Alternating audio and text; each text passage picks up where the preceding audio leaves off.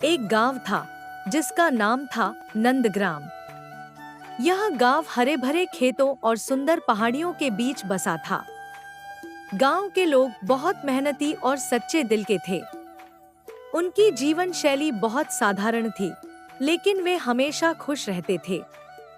गांव के बीचों बीच एक बड़ा पीपल का पेड़ था, जिसके नीचे शाम को सभी बुजुर्ग इकट्ठा होकर बातें किया करते थे।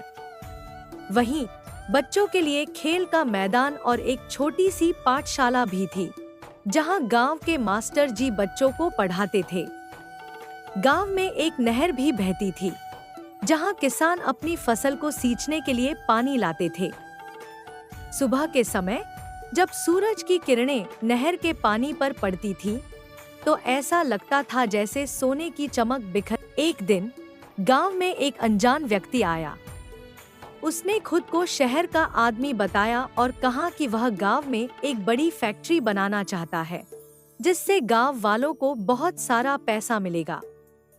गांव के लोग उत्सुक हो गए, लेकिन गांव के मुखिया रामू काका ने उन्हें धैर्य रखने और पहले इस बारे में सोचने की सलाह दी।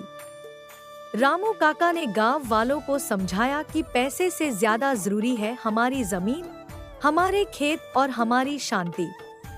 अगर फैक्ट्री बन गई तो हमारे खेत खराब हो जाएंगे, पानी दूषित हो जाएगा और हमारा शांतिपूर्ण जीवन अस्त व्यस्त हो जाएगा। गांव वालों ने रामू काका की बात मानी और उस अनजान व्यक्ति को गांव छोड़ने के लिए कह दिया। उस दिन के बाद से गांव के लोग और भी ज्यादा सतर्क हो गए और अपने गांव की रक्षा के लिए एकजुट रहने का संकल्प लिया। इस तरह नंदग्राम के लोग अपनी मेहनत, एकता और समझदारी से अपने गांव को बचा सके।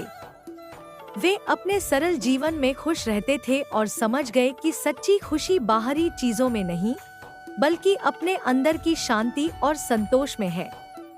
और इस तरह नंदग्राम में फिर से खुशी और शांति लौट आई और गांव के लोग अपने खेतों में मेहनत करते हुए और अपने बच्चों को खेलता हुआ देखकर संतोष महसूस करने लगे।